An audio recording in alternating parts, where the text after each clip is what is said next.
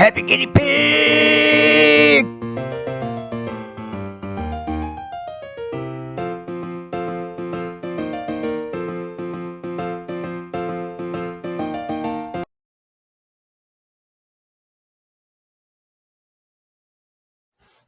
Hi, I'm Aline and welcome to my kitchen. And today I'm going to be making a dish for my series, Party Foods, Cookies, and Candy. And what I'm making is molasses cookies. I started making these probably about 5 years ago, and I think I've made them every year since. And it's become one of our favorites. Nummy nummies. I'm saying, they are nummy nummy. Okay, so let me go over the ingredients with you. First of all, I'll tell you though that you need to preheat your oven to 375 degrees Fahrenheit or 190 degrees Celsius. Okay, to start out you need 3/4 of a cup of butter, and that is 1.5 sticks of butter, and I'm using unsalted. You need 1/4 cup of molasses, 1 egg, 2 cups of all-purpose flour. You need a total of 1.5 cups of sugar, but you need it divided. 1 cup and then a 1/2 cup. And I'll explain that. Here we have 1/2 teaspoon of ground cloves, 1/2 teaspoon of ground ginger, 1 teaspoon of ground cinnamon, 1/2 teaspoon of salt, and 2 teaspoons of baking soda. Okay, now to get started, we want to put our butter. If I can get all that butter in there, we don't want to lose none of that good stuff. Butter, the 1 egg,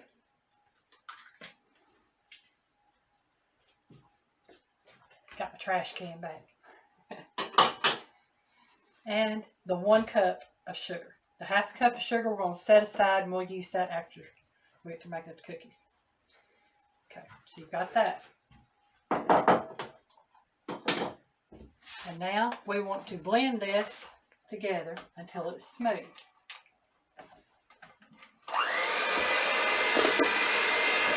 Now I have got this butter softened at room temperature, so it makes it easier to blend.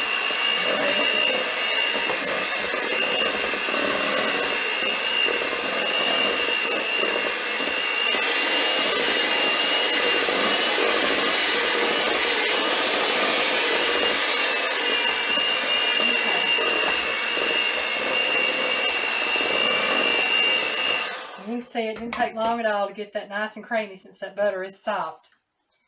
And now it's time to pour my molasses in. And to make this a little bit easier to come out, as you can see, it's coming out really well. I actually sprayed my measuring cup with a little bit of cooking spray. And there's a tip for whether you're doing molasses, honey, anything like that that's really sticky and you have a hard time getting out, Karo syrup, no, any of that stuff. You can see there's not much at all left in there, which that's fine. We'll get what we can out there. And so we got the majority of it. Right there. Mix this up.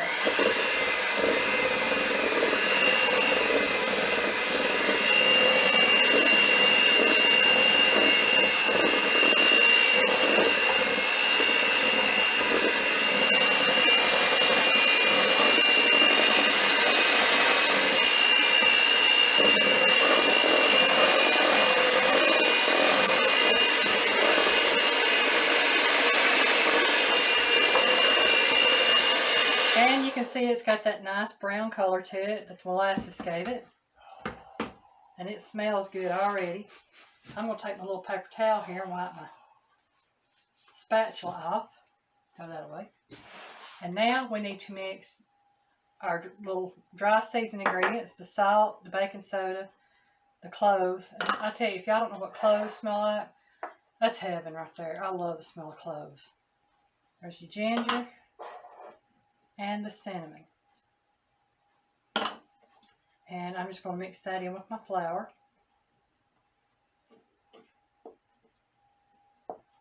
stir that in.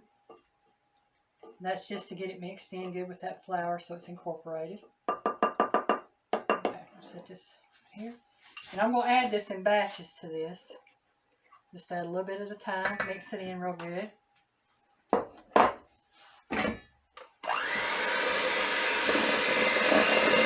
if you have a stand mixer, you can use your stand mixer. I'm just using my hand mixer because these go together very quickly.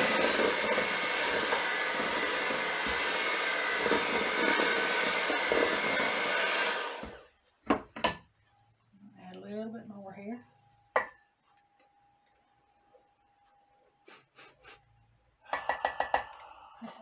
Smelling good, guinea pig?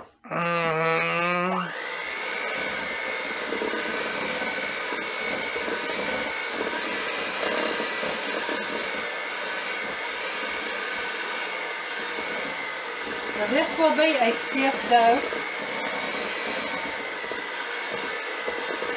As you can see, it's getting kind of stiff there. And you want that because you'll have to roll these cookies out here in a little bit, as far as rolling them into little balls, not roll it out to cut out or anything. And I'll actually have to refrigerate this for about 15 minutes once I get it made.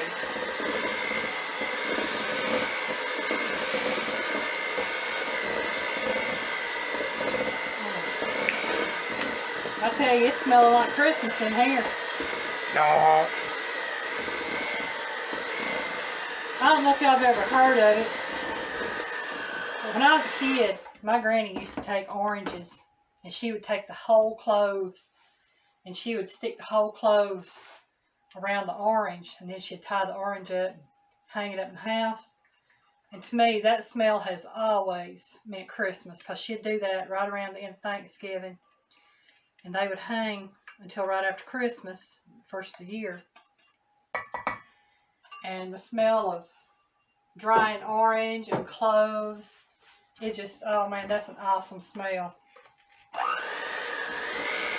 And I'm sure she did it for more than just the smell.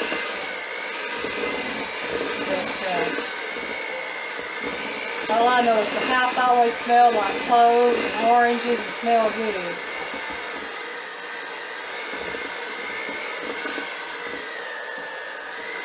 Okay. Looks like my batter's about done. I'm going to go ahead and clean that beater off.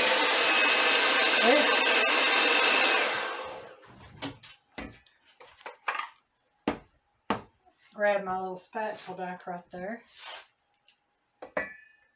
That piece of cookie dough good? Caught that, did you? I did, right out of the corner of my eye. Had a little piece fly off my baiter and land on the countertop, and he got it. No, waste not, won't that. That's okay. Like I said, I'm going to clean these baiters off, and I'll give them to guinea pig to finish cleaning for me. Y'all saying, that's got raw egg in it. Don't do that. I have been cleaning baiters with egg on it for years. Whether it be a cake mix or cookie dough, there's not enough of it there to hurt. It's not like we're sitting down eating a full bowl of raw cookie dough or raw batter for cakes or anything. It's just maybe might add up to a teaspoonful time you get done. Hey, a lot of serious boxers will they'll put some raw eggs in a glass and they'll drink it down and go work out. Now, I'd done that as a kid. I'd eat a raw egg. I can't do that no more. Ooh, no. That's just no. I mean, I don't have anything against anybody who wants to do that, because I know a lot of athletes do that for the energy and the protein and stuff, but I just can't do it. Okay, give half a guinea pig that baiter. And what I'm going to do is I'm going to scrape this bowl down real good, make sure I got everything incorporated like it ought to be. There we go. Make sure everything down there is incorporated. Looks like the pigs get some dishes that they have to wash. Washy. That'll work.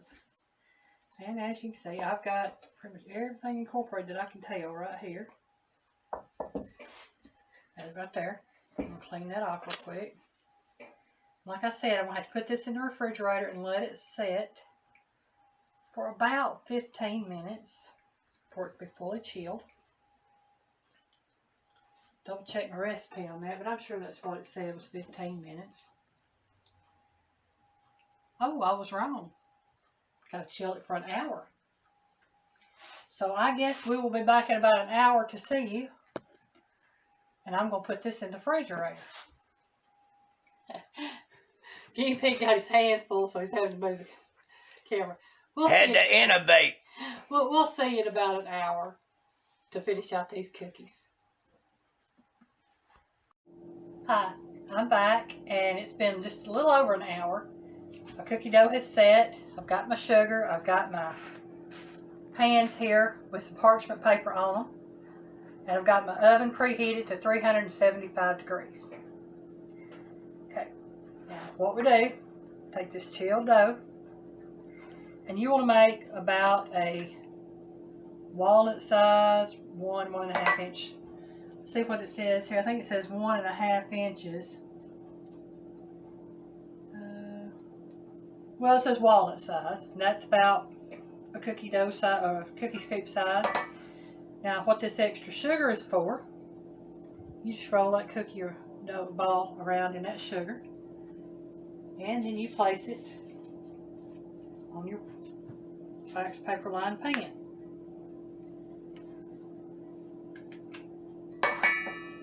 And I just kind of shape them into more of a little ball instead of having it flat side. And roll it around in that sugar. Again, place it on the ball, on the pan.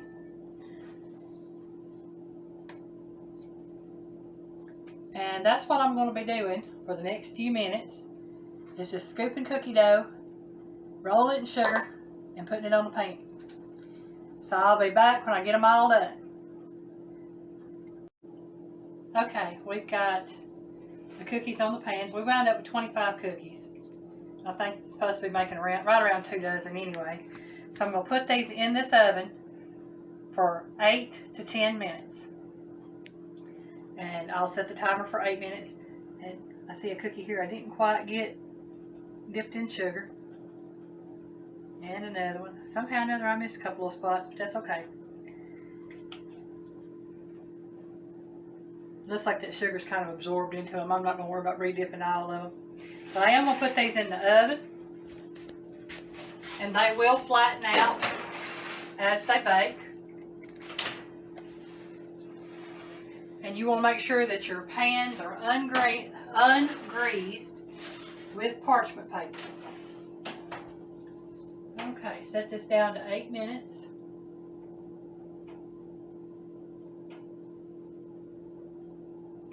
There we go. We're at 8.5 minutes.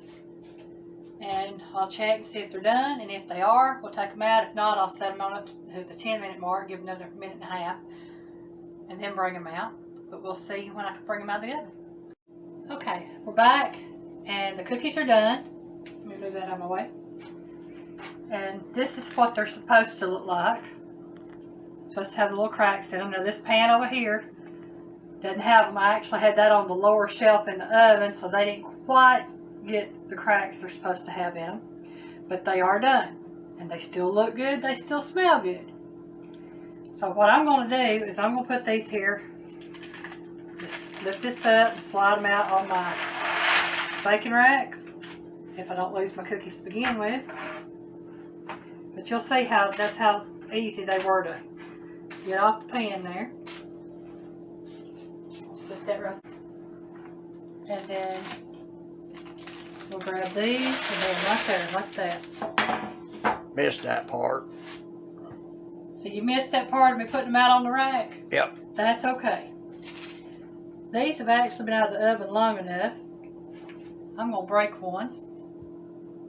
And you see how easy those broke. And I know the happy guinea pig going to want some. Of course.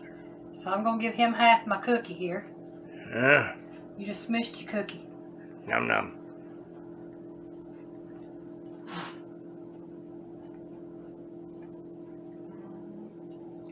That is so good.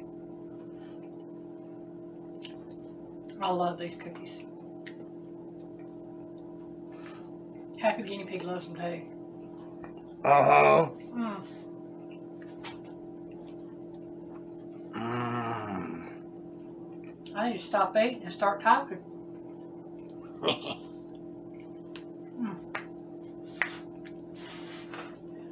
Well, I want to thank you very much for watching my video.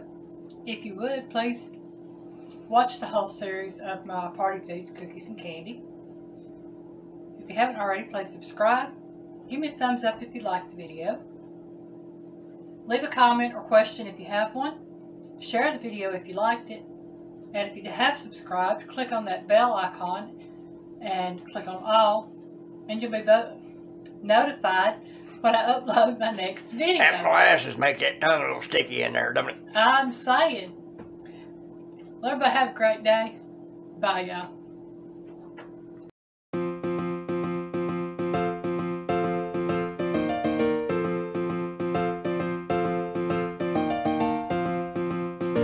Bye, y'all. Where's my